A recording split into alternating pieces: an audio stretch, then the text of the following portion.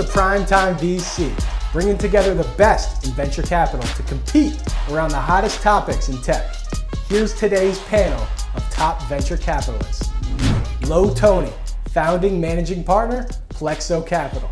Thanks for having me, Plexo Capital. Absolutely. Jenny Friedman, managing partner, Supernode Ventures. I've actually been referred to as the Cardi B of VC, so I'm going to see if this lives up to that. That's some intro right there. Nahal Mehta, founding managing partner, ENIAC Ventures. Living the dream. Paul Martino, founding managing partner, Bullpen Capital. Great to be here. This is one of my lifetime dreams come true. Hey, here to make dreams happen. That's what we're doing over here. All right, this is how it's going to work. We're going to talk about the latest news in funding, innovation, and technology, and our VC panelists will give their take, and we're going to give them points. The top two VCs with the most points will move forward to the finals. They'll go head-to-head in the money round. Winner takes all, including the platform, to promote whatever they want. Let's go. It's PrimeTime VC, the show of accredited banter.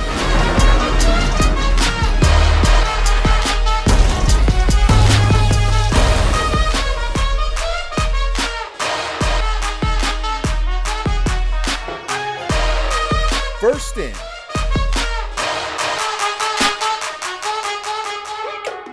Satya Nadella, Microsoft CEO, has said we've seen 2 years worth of digital transformation in 2 months. This pandemic has fueled and accelerated the digital transformation for many areas in the US economy that have been slow to adopt new technologies. What lesser known industries and trends do you think will experience higher levels of growth due to COVID? Paul. I got one for you. We're in a company called Modal, which enables millennials to buy cars without going into the dealership. And so for years, you'd have to go and haggle with the dealer. Well, guess what? No one wants to go to the dealership now that COVID's happened, not just millennials. And so we're not talking self-driving cars and all that cool high-flying stuff. We're talking about regular old cars, regular old people. So I think that industry is really going to take off because people are going to be afraid to be involved with public transport. So the plain old car, I think that's an industry people need to be paying attention to right now. Okay. Jenny, how about you? I'm going to go with two. So supply chain of traditional meat, poultry, and fish. So COVID outbreaks cause plant closures, fear of COVID spreading at plants. So the bottleneck for meat was in production. So from April to May, the production of pork was down 35%, beef 33%, chicken 10%. And so now levels are back to normal, but in order to avoid the supply shortages for people in the future, now they're paying attention to cell cultured meat, which is actually meat grown in the labs. And we have an investment, it's called New Age Meats, which is doing exactly that. Another one is that we're interested in is B2B virtual meetings. I like to think of Zoom is to virtual human connection, as AOL dial-up is to internet connection. So we're seeing a lot of virtual meeting rooms with new features such as, whiteboard, agile workflows, browser sharing, full stack platforms, and tons of like hallway conversations. You can virtually lock your door, etc. Yeah, I like my steak. I will say that. But let's go over to Nahal.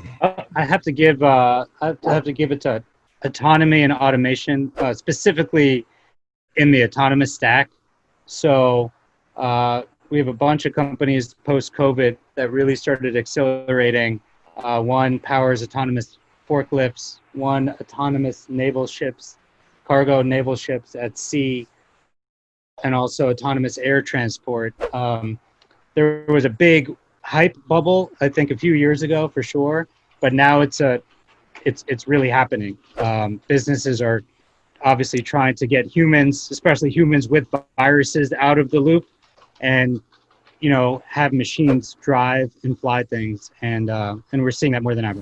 I like that. I mean, I'd be cross-country trucking, but, if it's going to take my job, I don't know. Lo, how about yourself? Well, I am long on Nike because everyone's wearing sweatpants and t-shirts, and I am short on wall razors because, as Nahal shows, no one's cutting their beard, and if I had hair, it'd be like an afro like my son. I just shaved this morning. What the hell?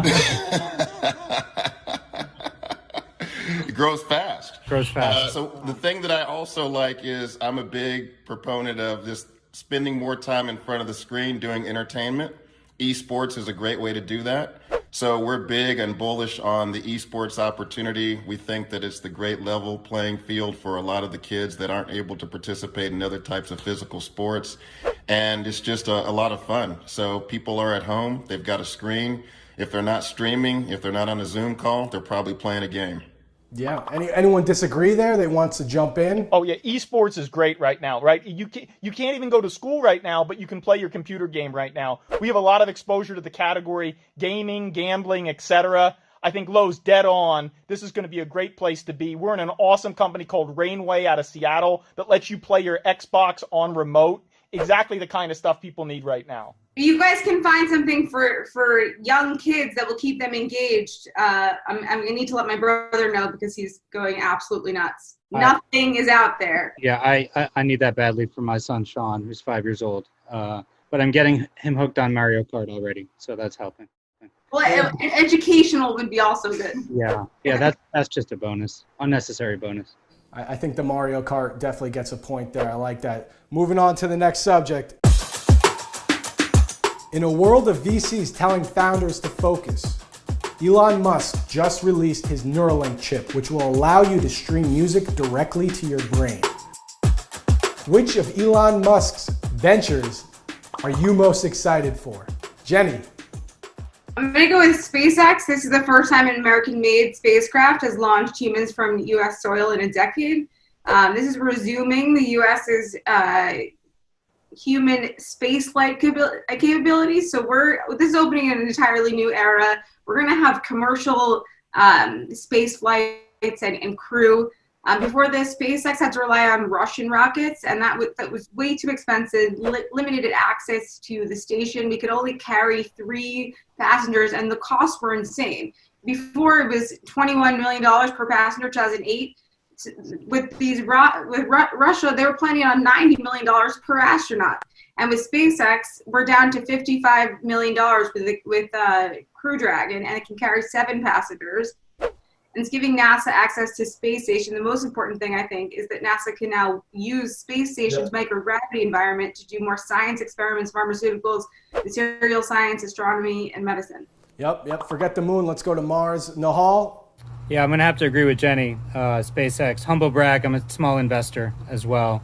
But, Tesla and SpaceX, everything is converging, as well as, his tunneling system and Neuralink. I mean, in the future, this is one multi-trillion-dollar market cap logistics company where folks are getting, they're driving themselves and cargo on the Earth or in outer space. It's all one big platform. Exciting stuff. How about Lo? Yeah, no, I think this is the one. This is the one that I'm most excited about.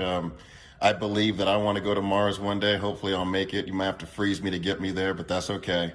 And then I would just say, I am not a Tesla fan at all, so I want to say something controversial. In fact, this weekend, I pulled out, I hadn't driven it in a while. I've got this BMW, it's got this V10 engine, and that thing gets about 7 miles per gallon, and I love that thing. No electricity for me. Well, if you got the Tesla, let me borrow it. I'll take it off your hands, and I think there's a lot of competitors in that market too. Paul, you got something else besides SpaceX here? Oh yeah, I gotta go. Listen, as a guy who can get motion sick in a bathtub, no way am I down with SpaceX being the pick. No way. I gotta go with the Boring Company. First off, best name ever. But think about it. Don't you want to be on the board of a company where the CEO comes in and says, I'm going to start selling flamethrowers? Like, that's the board meeting I really want to go to one day, where the CEO says something like that. So any of you out there, if you're thinking about doing that, I want to be on your board, because when you have a product like that to go sell, I want to be in the room for that. I like that. The Boring Company, absolutely. And not to mention, they're putting, no one's talking about Hyperloop here.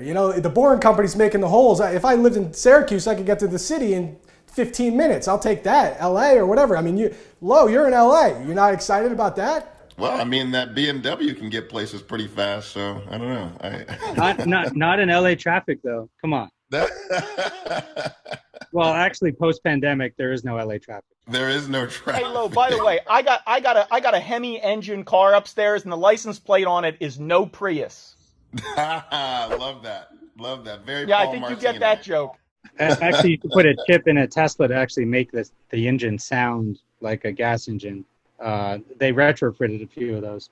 But anyway, yeah, Lo, I feel you on the BMW. It's good stuff. Good stuff. I like this. Good banter so far. There's a lot of points going around. A lot of points. Forerunner Ventures just raised $500 million for their fifth fund in a process that started during the heat of the pandemic. This is a 40% increase in size compared to their fourth fund of $360 million. What is the leadership and strategy needed when raising funds in these volatile times?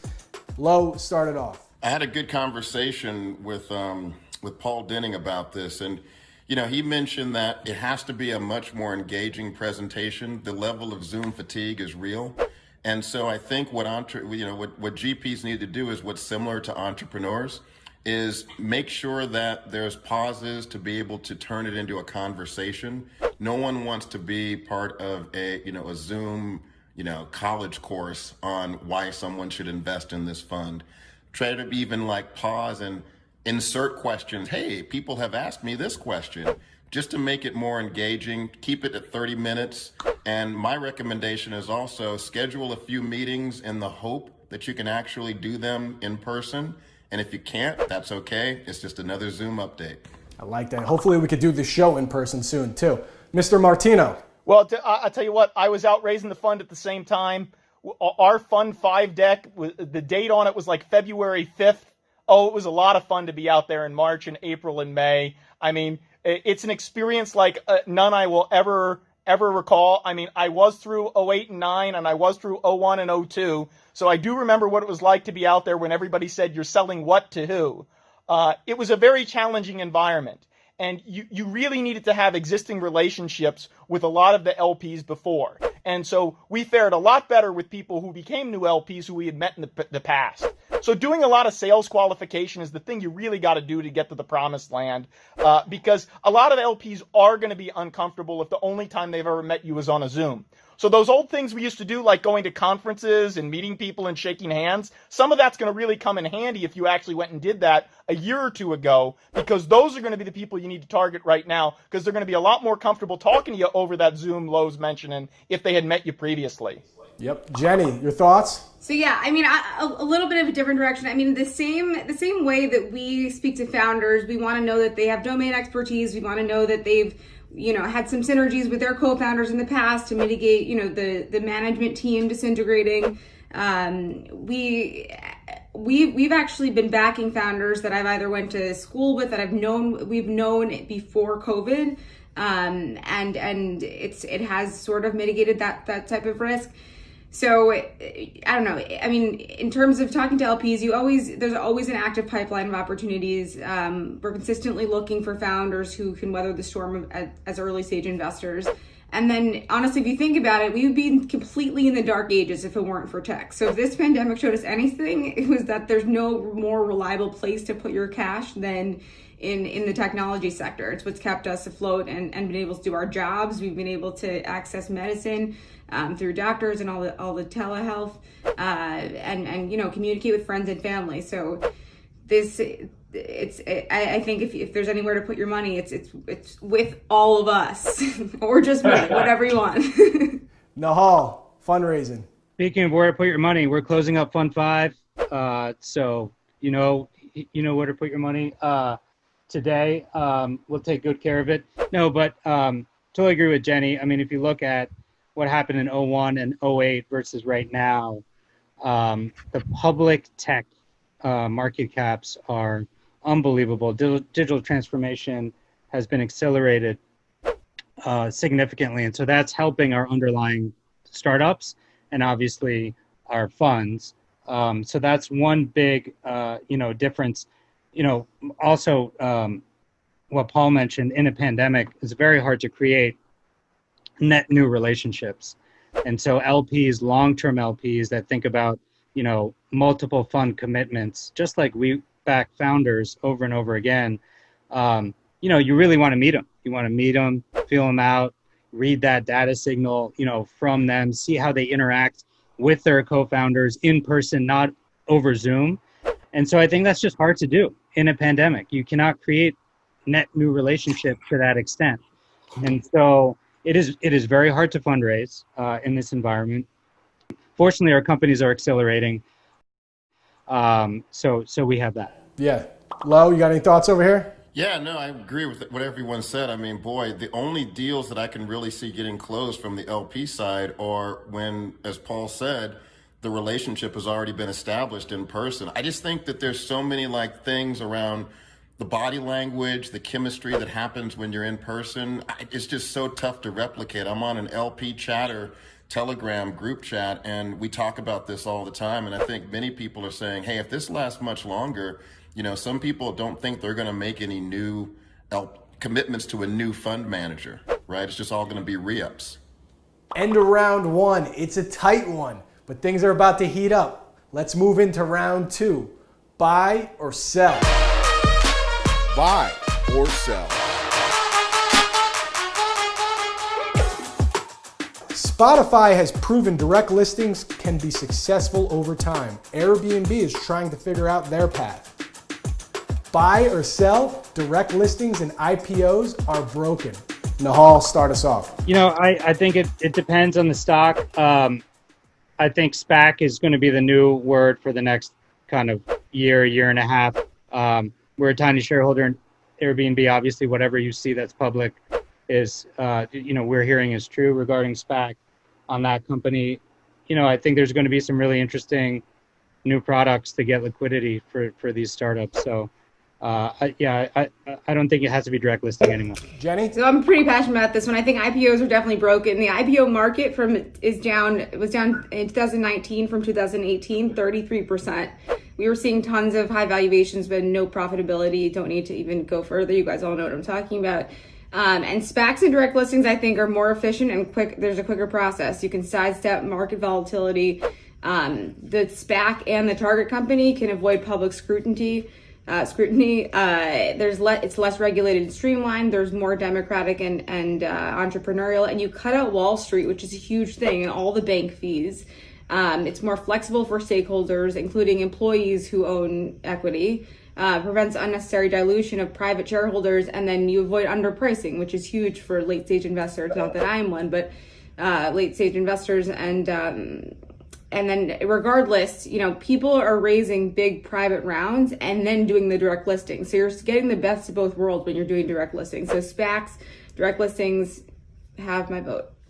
Sure. Lo? Yeah, no, I think Jenny is spot on, especially with regard to the inefficiencies of the pricing with so much money being left on the table typically. And it's amazing that it's almost like those are what are deemed the most successful are actually the ones where the most money has been left on the table, which makes no rational sense whatsoever.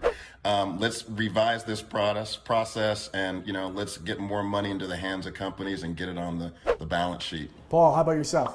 Big time buy. We were all over this years ago. My partner Duncan Davidson is one of the talking heads on CNBC on this topic. You ever want to hear anybody talk about what is broken with Wall Street? Duncan's your guy. He's been talking about all of these things for a couple years. And a couple years ago when we were talking about this stuff, people said we were crazy. So I like that the rest of the market caught up with our crazy because it's better for startups.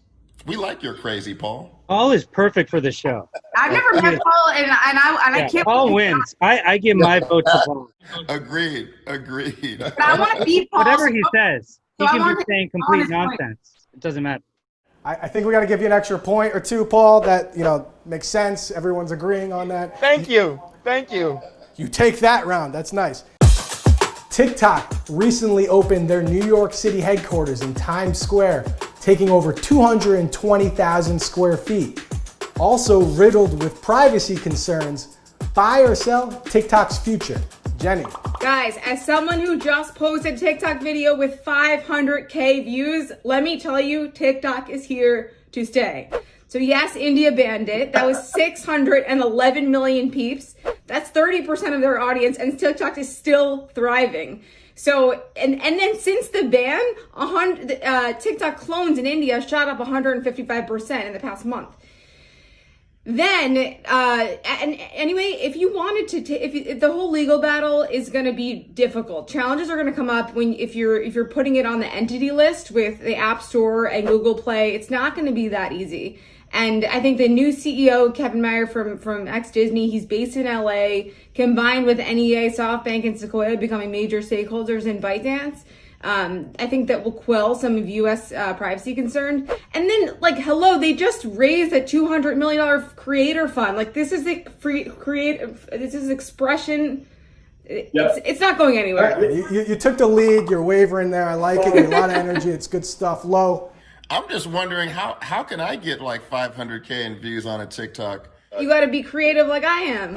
All right, well, maybe I need to do that. I mean, maybe it'll help me with my fundraising. But, you know, I think TikTok is here to stay. I mean, it's all about self-expression, creativity. That's not going to end. And, you know, the generations behind me, at least, millennials, Gen Z, it's just a different world. They think about things so differently. I used to always say the only way that you can be a good investor on the consumer side is either you got to be young enough to use this stuff or you got to be old enough to have kids that use this stuff and can guide you. Paul? Yeah, look, I agree. Here to stay, no doubt about it. No doubt about it also that I think somebody's going to come after it. And so what the shareholders are doing is smart. By getting U.S. ownership of the primary entity to avoid the problem before it happens, that's smart. Because the last thing you want is a whole set of everybody under 21 in the U.S. being mad at you because you've turned off a product that probably actually was spying on you. So let's figure out the way to make it work because people are going to be pretty pissed off if we don't. Paul's got a big TikTok following. Amen. Definitely check him out. Nahal. I'm going to be a little contrarian. We seeded Dub Smash. We're already seeing post India, post Amazon potentially, shutting it down, but just kidding, they didn't. We're starting to see a lot of creators come over to Dub Smash, and that's starting to grow. I think people are nervous that it is going to be banned or significantly inhibited. So Jenny, set up your Dub Smash account. I actually do not have a Dub Smash account, and I should be one because I'm also an ENAC fan. Big shout out to Dub Smash. I like that. Moving on.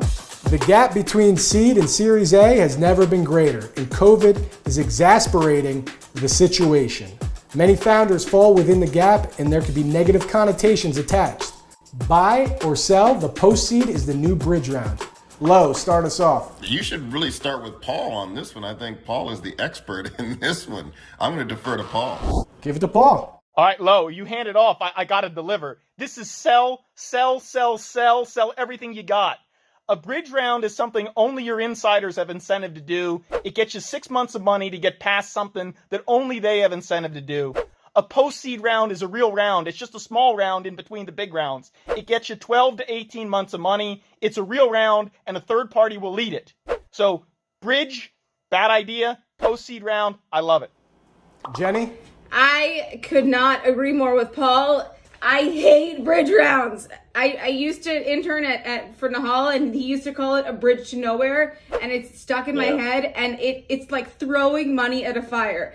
And you guys want to hear something funny? I actually just found out that there's a firm that's doing its focus on the pre-expansion round. So they're trying to be like, we're not a bridge, but it's ridiculous. The whole thing is not for me. And Series A, I just read this as of May 20th, Series A rounds, their average has been 14.4 million and looking for 4 to 5 million in ARR. That is insane. So crazy. Now everyone's going earlier. All these early stage investors like myself, hello, that's why I created Supernode for the earliest of founders. Now everyone's doing it, and there is a gap. So, I mean, it exists, but I freaking hate bridge rounds. Let's bring it over to Nahal. Yeah, a bridge, exactly. Bridge to nowhere. We call them piers. They're, you walk up a pier down, you're dead. Post-seed rounds, interestingly enough, we ran an analysis at ENIAC where we participated post-seed, and those companies ended up with successful A's and beyond. We have terrific ownership. Oftentimes, a very competitive Series A round, it's hard for even early investors to get their full pro rata. But when you do a post-seed, you buy yourself a seat at the table, even if it's a uncapped note at a discount, whatever the terms are. So we're using that as a mechanism to get our pro or even super pro rata to ensure that at the A and later. Nahal, did you read my PPM? I tell you what, you said you got that dead on. I love it. Love that as much as the beer.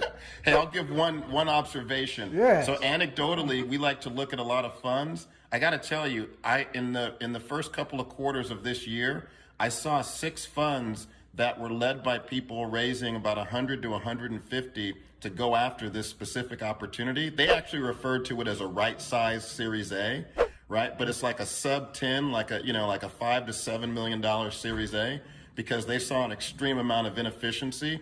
You go to the LPs, and the LPs will say, we're not interested in this space because our multi-stage, multi-billion and AUM firms tell us that they have this opportunity covered. So we're more interested in the micro VCs. But we all know the reality is the multi-stage folks, they don't get out of bed in the morning if they can't issue a term sheet for $25 million.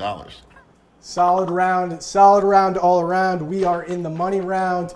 Unfortunately, had to deduct a point from low. You gave up what are you doing? You're giving up the platform? This is all you. To hear Paul's take, it was worth it. It's true. I got overly confident when that happened. Well, it cost you the final round. Jenny had a great surge, but didn't make it. It's down to Paul and Nahal.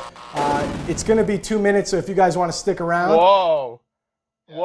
Hey, Lo, man, thank you for tapping out. I was worried about you. How did I not get voted? Hello, I have the best answers. And Paul's got that like rhino piggy bank thing. It's called a hippopotamus. Oh, okay. I call it a rhino pig. The money round. Gentlemen, congratulations. It's the finals. It's the money round. This is it. We got 3 questions. Each will take a side on the remaining topics. Let's go. The fintech space is heating up with banks trying to evolve fast enough to fend off new competition.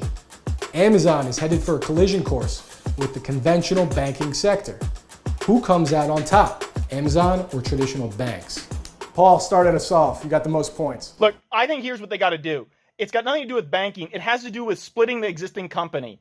They better get antitrust off their butt. So what they got to do, split the AWS web services from the commerce company, pat themselves on the back, then they can get into banking. Adding banking to this is a recipe for antitrust. Nahal? Yeah, I think neither Amazon nor conventional banking wins. Amazon has a different type of relationship with their customers.